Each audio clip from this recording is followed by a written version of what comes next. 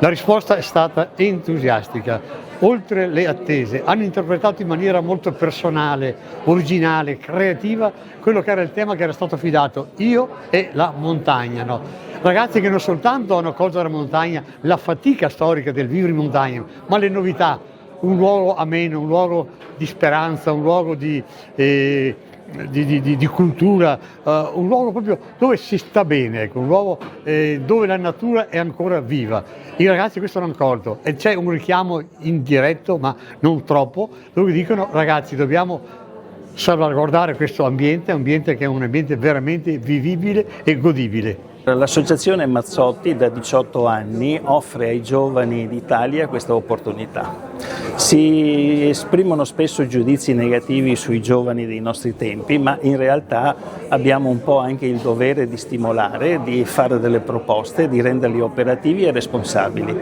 Il nostro premio cerca di farli uscire allo scoperto e nella realtà come giuria abbiamo l'occasione di vedere delle cose favolose, letteralmente favolose, scritti e video di una freschezza, di una originalità a volte commovente. Un'iniziativa molto importante questa del premio che si apre ai giovani, la possibilità di far conoscere una figura come Giuseppe Mazzotti a un mondo giovane, a un mondo che ha un futuro davanti e avere un faro, una guida su temi importanti come quelli dell'ambiente, del rispetto del paesaggio, temi estremamente di attualità, possono essere davvero un momento di grande crescita e speriamo anche di aspirazione per i nostri giovani.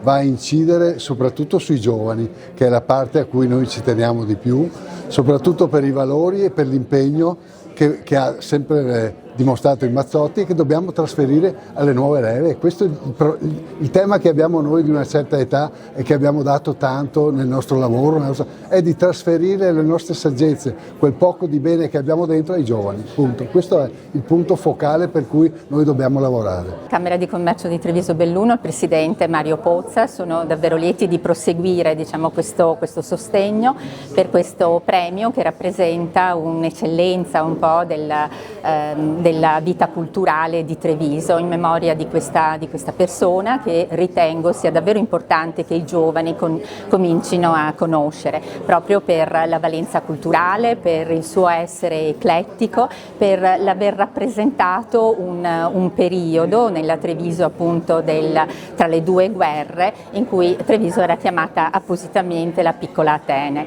Penso che davvero Mazzotti abbia rappresentato il meglio e sia un esempio anche oggi per i ragazzi. Rappresento il CAI che è sostenitore di questo premio sin dagli albori, poi quest'anno il tema Io e la montagna, a maggior ragione ne siamo coinvolti in modo anche non piacevole ma molto piacevolmente.